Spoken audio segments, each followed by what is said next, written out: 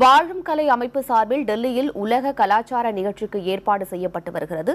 யமுனை நதிக்கரையோரம் நடைபெற இருக்கும் இந்த நிகழ்ச்சிக்கான ஏற்பாடுகள் குறித்தும் இதனால் எழுந்திருக்கும் பிரச்சினைகள் தொடர்பாகவும் விரிவான தகவல்களை தருகிறார் செய்தியாளர் ஹனிக்குமார். ஆன்மீக குரு பூஜ்ய ஸ்ரீ ஸ்ரீ ரவிசங்கருடைய வாழும் கலை அமைப்பின் சார்பாக டெல்லியில் 3 நாட்கள் உலக கலாச்சார நிகழ்ச்சிக்கு ஏற்பாடு செய்யப்பட்டிருக்கு. அதாவது இந்த வாழும் கலை அமைப்பு தொடங்கப்பட்டு 35 ஆண்டுகள் நிறைவடைவதையொட்டி மார்ச் 11 மார்ச் 15 தேதி வரைக்கும் 3 நாட்கள் மிகப்பெரிய உலக கலாச்சார நிகழ்ச்சிக்கு ஏற்பாடு செய்யப்பட்டிருக்கு.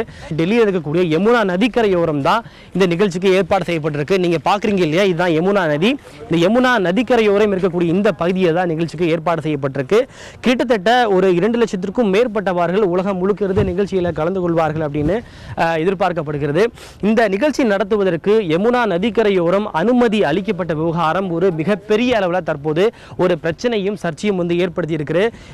ஏன்னா இந்த நிகழ்ச்சி நடக்க இருக்கிறது யமுனா நதிக்கரையோரம் இருக்கக்கூடிய இந்த பகுதியில் தான் இந்த நிகழ்ச்சி நடக்க இருக்கு. இப்போ நீங்க பாக்குறீங்க, இதற்கான மிகப்பெரிய அளவில் பல பிரம்மாண்டமான ஏற்பாடுகள் தயாராகிட்டு இருக்கு. மேடை அமைக்கக்கூடிய பணிகளும் பல லட்சக்கணக்கானோர் அமரக்கூடிய பணிகளும் தற்போது அதற்கான ஏற்பாடுகள் ரெடியாகிட்டு இருக்கு. இதில் இப்போ என்ன பிரச்சனை அப்படின்னா, ஏற்கனவே பல்வேறு விஷயங்களின் காரணமாக யமுனா நதி அப்படின்றது சுற்றுப்புற சூழல் சீர்கேடடைந்து மாசடைந்து இருக்கு. அப்படி இருக்கக்கூடிய இந்த சூழல்ல இதுபோன்று பல லட்சக்கணக்கானோர் பங்கு பெறக்கூடிய ஒரு நிகழ்ச்சிக்கு ஏற்பாடு செய்யப்பட்டதன் மூலியமாக யமுனா நதி மேன்மேலும் மாசு அடையும், அசுத்தமடையும்.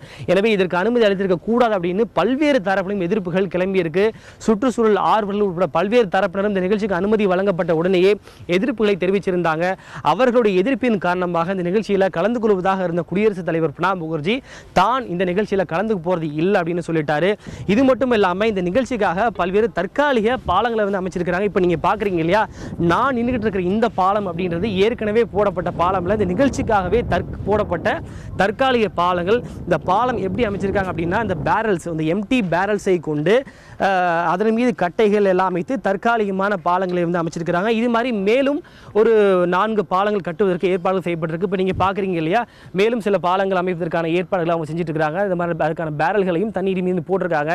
இது போன்ற நிகழ்ச்சியின் காரணமாக யமுனா நதி அப்படின்றது மென்மேலும் மாசு அடையும் அப்படின்னு பல்வேறு தரப்பினர் கருத்து தெரிவிச்சிருக்கிறாங்க.